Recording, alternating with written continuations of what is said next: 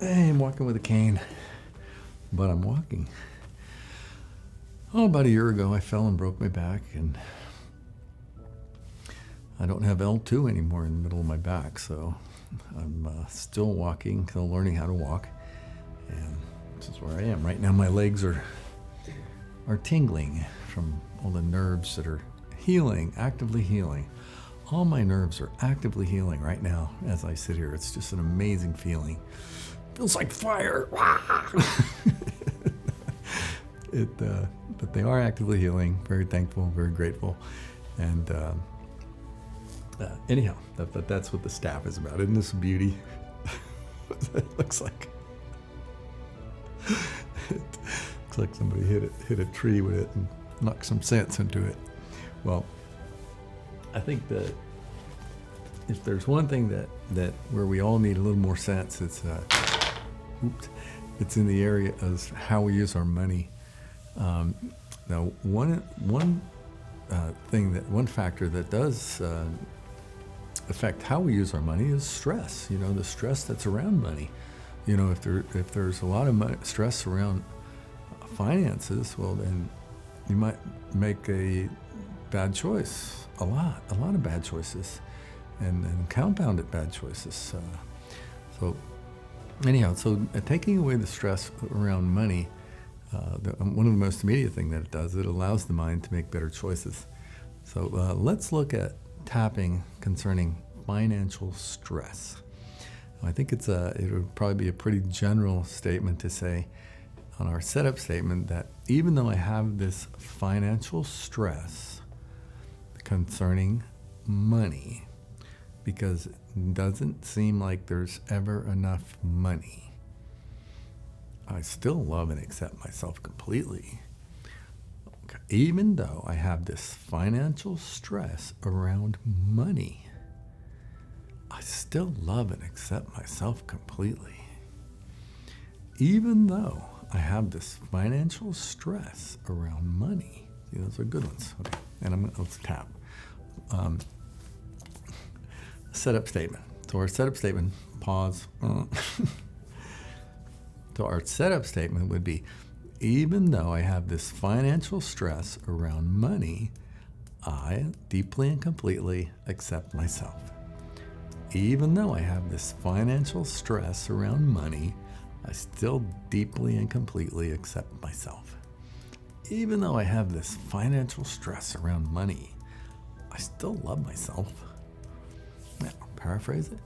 So this stress, this money stress, all this stress, the outside of the eye socket, bottom of the eye socket, this stress, this money stress, all this stress about money, middle of the nose, this money stress, this money stress, it keeps coming, it doesn't stop. This middle of the chin, this money stress.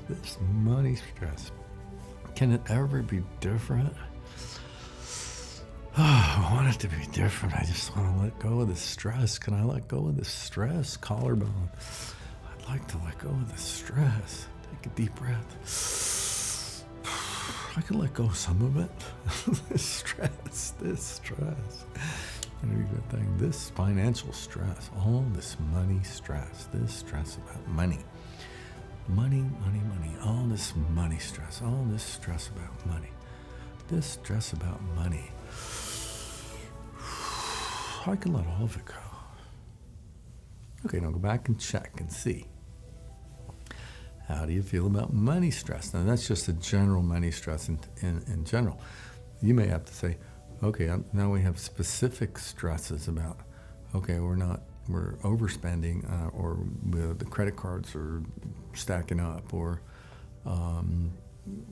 we don't have enough money to travel like we want to, or whatever the stress it might be. But if it's linked to money, just specifically say, even though I have this money stress concerning not being able to travel right now like I want to, I still love myself completely, and tap that out, but be as specific as possible.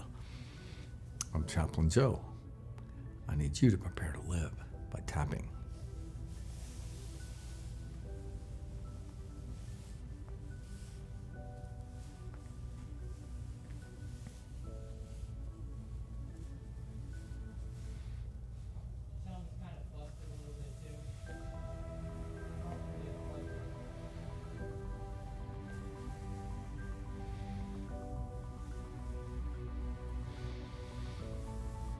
Sometimes people stay missing in action because they're missing in religion. Religion is complicated because there are two kinds of righteousness in religion. Some religions say you have to work for your sense of righteousness, and then some religions say righteousness is freely given. Well, that's complicated, especially when you have a military man who is used to earning stuff instead of getting anything that's freely given. However, missing in action because of religion, it's a horrible place to go. It's like you get out of one slave camp and you go into another slave camp, only to realize that there was nobody guarding the door. You could have left at any time. So anyhow, staying missing in action because of trauma and then coming home only to stay missing in action because of religion, that's a horrible transfer of identity. It's best to get missing in action in your relationship and then let that define your identity. Now, relationships are freely given.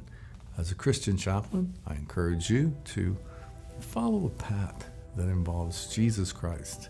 See what he has to offer. Read the Gospels. These are eyewitness accounts.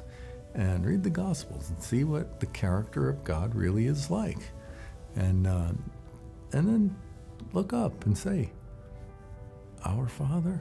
Okay, call him your Father, and talk.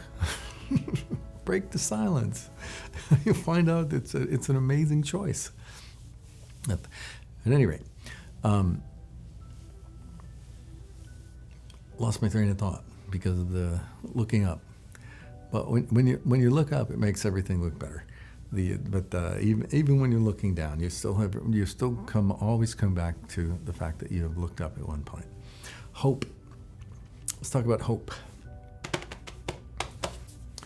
Hope is an anchor to your soul. Hope can keep you motivating, keep you going. Hope can fuel your passion.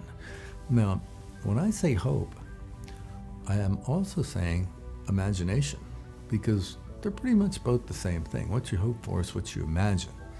Let's say we don't have to be afraid of our imagination. The power of our imagination is very powerful.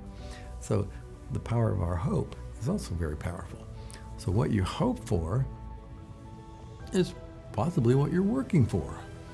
And if you're working for it and you're excited about getting it and you feel like you've already got it, it's like you're talking like it's true. It's like, wow, maybe that's hope and faith working together, and going at it because you love people and love God. I mean, that's faith and hope and love. What a great combination. Hope. Don't put hope off to the side concerning recovery. Hope is a great motivator. Whatever you get excited about doing, keep it as an imagination. Hope for it. Imagine yourself doing it. If you like to see yourself hiking and you're working on your ankles and legs and stuff, close your eyes and go hiking. See yourself and walk out there and just imagine yourself hiking and doing that stuff. And let that, and don't get rid of the hope of doing that stuff like you want to. Whatever you imagine yourself doing, guess what? It's possible that you could possibly even start doing that. That's the miracle of hope. That's the miracle of your imagination. And that's a very powerful tool concerning getting well. If you have pain, if you have any kind of limitations, if you're stuck in a wheelchair or bedfast, imagine yourself out of there. Refuse to see yourself as an invalid. Always see yourself as moving forward, as regaining your strength, regaining your coordination. It means everything. I'm 11 months out after breaking my back, and I can tell you that hope has been an anchor to my soul.